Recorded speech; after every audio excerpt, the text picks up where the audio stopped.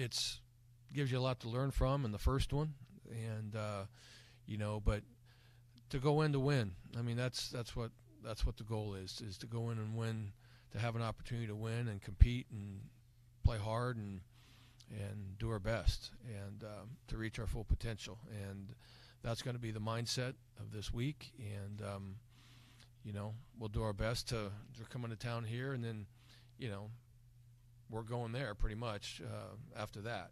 So it'll be interesting. First time, like I said, that it's happened, but we're just going to treat it as business as normal, and not try to get too complicated about it.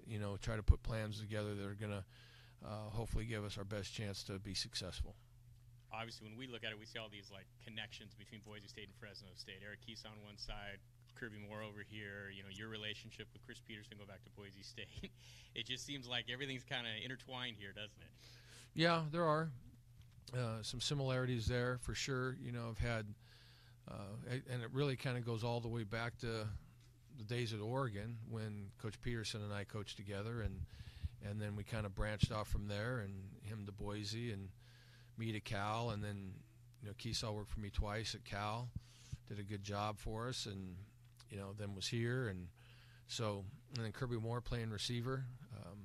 I think I saw a highlight last night on TV of a ball getting batted down at the end of the game, and it was on Boise State's receiver 34. And I haven't talked to Kirby this morning yet, but I think that was Kirby.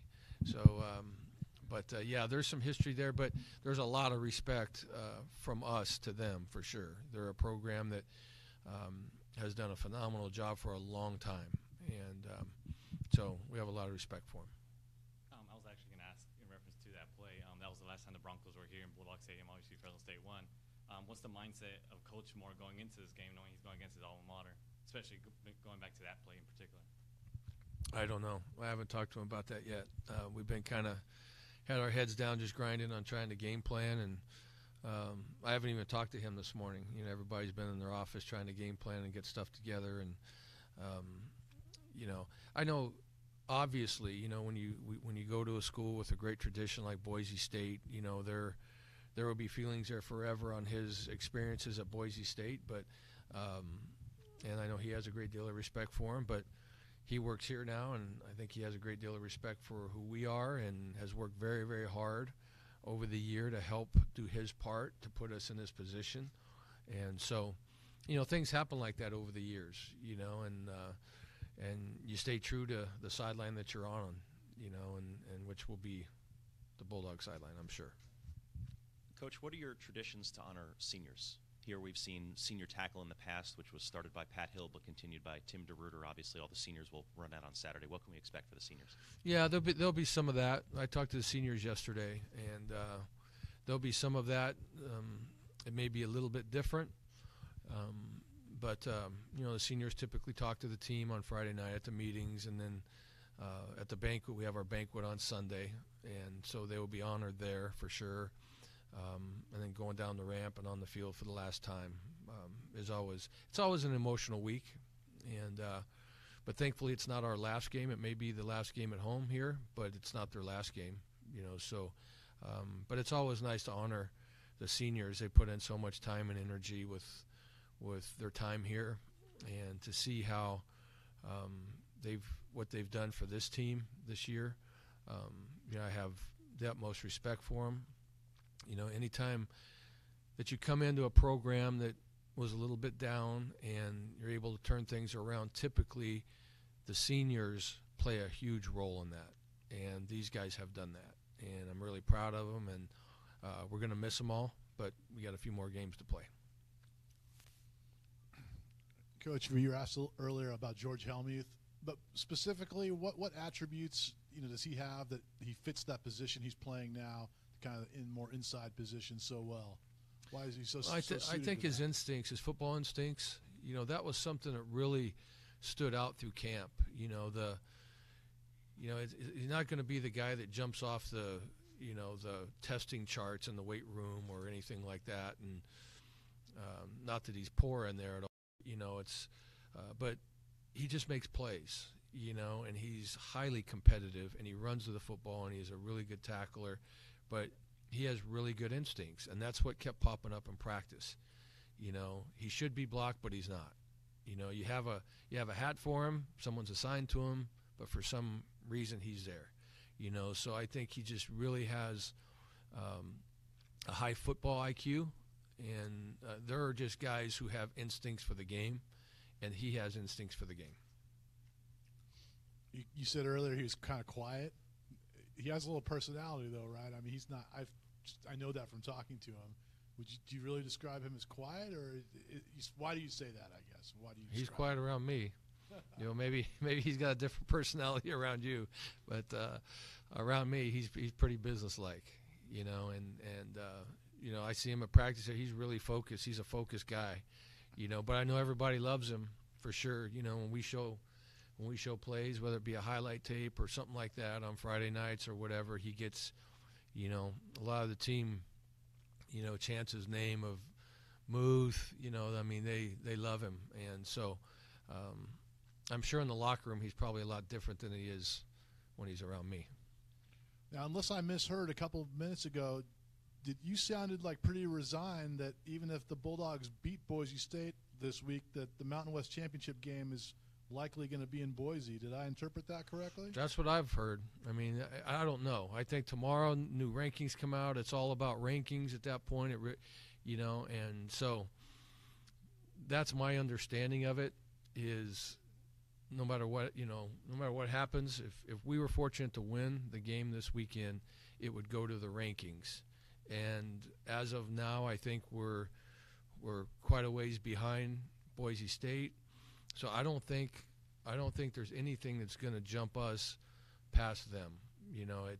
They have a great reputation, all that kind of stuff. So I'm just assuming that we're going to Boise the following week. That's what I'm assuming.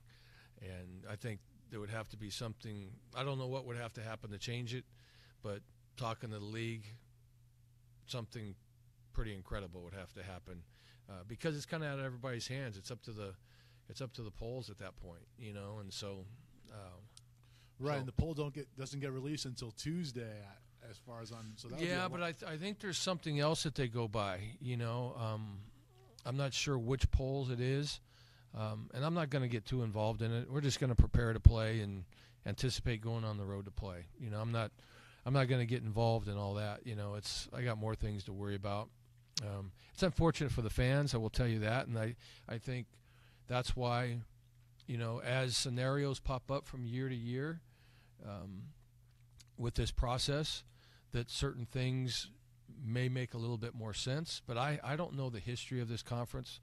I was in the Pac-12 when we first started that, and all the debate and conversation we had about having it be at the site of the winner or having it to be at a neutral site, and the pros and cons that go with both. They've gone to a neutral site. I know the concerns in the beginning in that conference was that people may not travel and so on and so forth. So you want a home field crowd there for TV ranking, all that type of thing. But I think, what does make sense, and maybe someday our conference goes to it, is if it's at a neutral site and now we know which teams are playing, fans could be making their arrangements right now. They could be making their plane flight. They could be getting their hotel rooms. They could do that. I just think with this formula, it lends to a lot of unknowns, which at the end of the day affect the fans more than anybody. And so I think those are things that you have to look at and when the season's over and see what makes sense. Because like I said, I was there in the Pac-12 and I was kind of the elder statesman at the time in the league. And when the new commissioner came in, we had a lot of conversation about it. And there were reasons why they wanted to keep it the way it was, but then after a couple of years, they went to a neutral site, and I think it's worked out well. So we'll see. It's not just the conference; it's the ADs, it's everyone. It has to make sense to everyone. And I think, if I'm not mistaken, what this game's been going on like 5 years or something like that.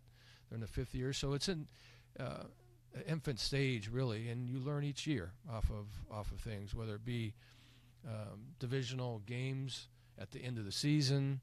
Where you don't have to play people back-to-back. And so it's a big job, though. The conference has a tough job of scheduling and trying not to give you back-to-back road games and travel. And so it's it's not easy, what they do, so, but, I know that they're good people there, and I know that they want the best for the conference and for the participants, and so I'm sure that there'll be evaluation and talk afterwards. But right now it is what it is, and we're just ready to go. We'll be ready to go play. So it doesn't irk you at all or irk your team that Boise's already selling tickets to the championship game?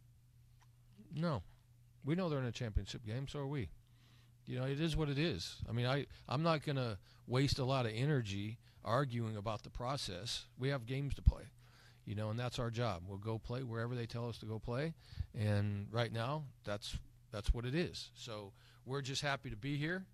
We're fortunate to be where we are, and we've done a lot of work to get here. I'm not going to waste a lot of time and energy crying about schedule or where we're playing or anything like that. We have a job to do. Okay, and then different subject. I mean, you've been a head coach in college for more than a decade. The character of this team, how does that compare to character of past teams that you've had?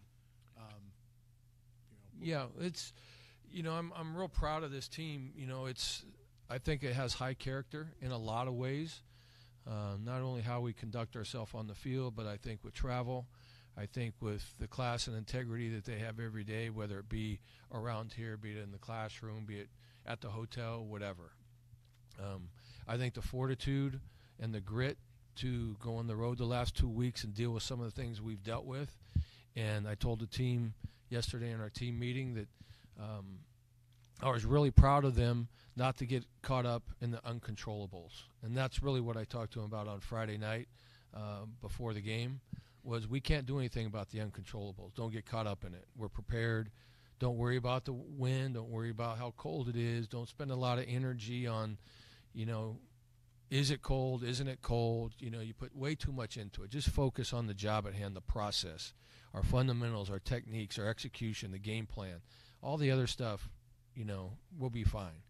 And so what this team is a team that, and I think it has a lot to do with the seniors and a lot of the juniors. There's a lot of juniors here that play a really critical role. And I think there's great leadership with that. I think they do their best to listen to what you tell them, and then they do their best to try to execute it. And so I thought they handled the Hawaii trip.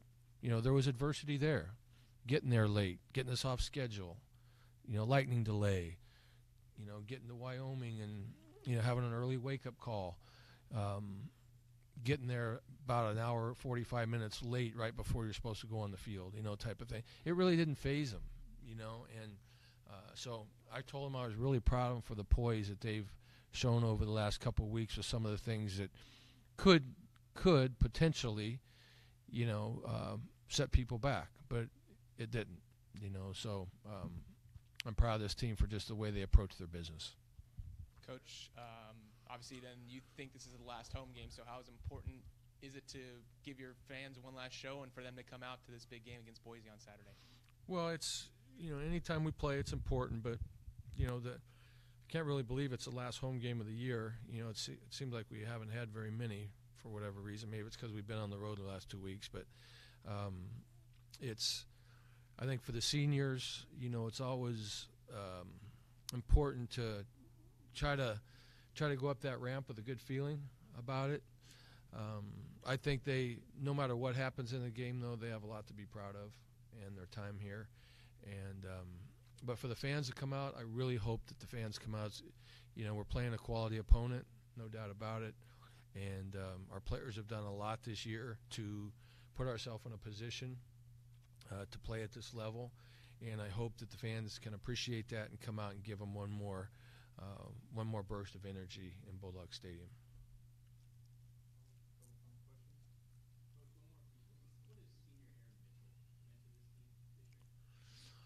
Senior, well, he's really provided a tremendous amount of leadership, and I think a guy who has really turned the corner as far as that's concerned, and I'm really proud of him because back, when there's a transition of coaches, there's trust that has to be earned on both sides, and I think Aaron, for a while was a little skeptical.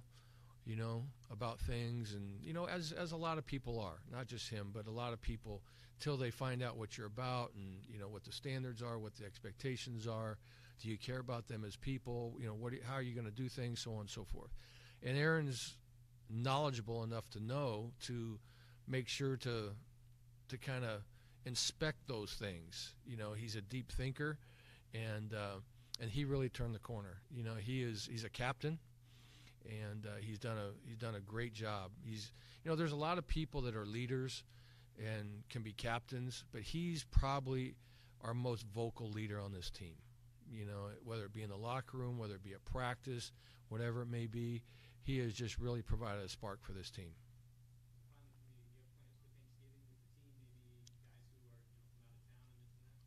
Yeah, after practice we will have a Thanksgiving meal here, and then after that, we still have a little bit of work to do as a staff, and then but yeah, we'll have something here as a team. We didn't get to ask you a lot about Boise State's personnel. Rippon has played better down the stretch than games where Cozart played a bigger role. Do you have to prepare equally for both of those guys, and can you speak to the different strengths that they have with Aaron? Yeah, it's a two-headed monster, really. Rippon is playing really well. They're very explosive on offense. Their running back is exceptional, really good offensive line. Cozart does a really good job. They obviously use him more as a runner, but it's not like being in the Wildcat, because he can throw, very well also. So, but they play him a lot. They really kind of ham and egg it with him, what the game plan calls for and what the situation calls for. And, they do a really nice job offensively. They're very explosive. And both of them can create plays, no doubt, and have an excellent group around them, too. Their offensive line is very good. Their tight ends, big play receivers, great running back, So they're worthy of their ranking, and they're worthy of where they are. They're a quality football program.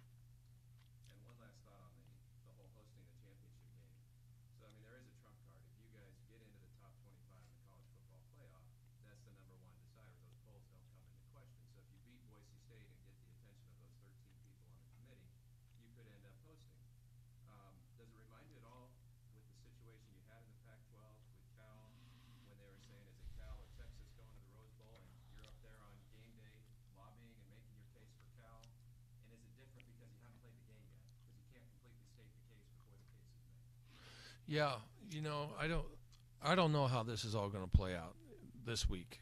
I know how that played out, and I had a big problem with it at the time, because we deserved to go to the Rose Bowl, and computer rankings knocked us out by hundredths of a point, and there were votes that changed for certain reasons, which I don't know, and I called and I wanted the coaches' votes to be public after that.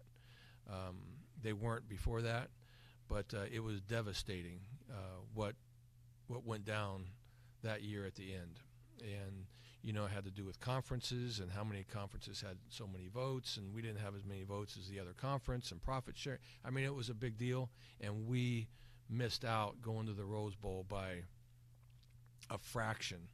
And we for sure thought, we were ahead in the polls going at the time, and then it's Texas again with a reputation and all that kind of stuff, and probably a much better lobbyer than I was with Mac.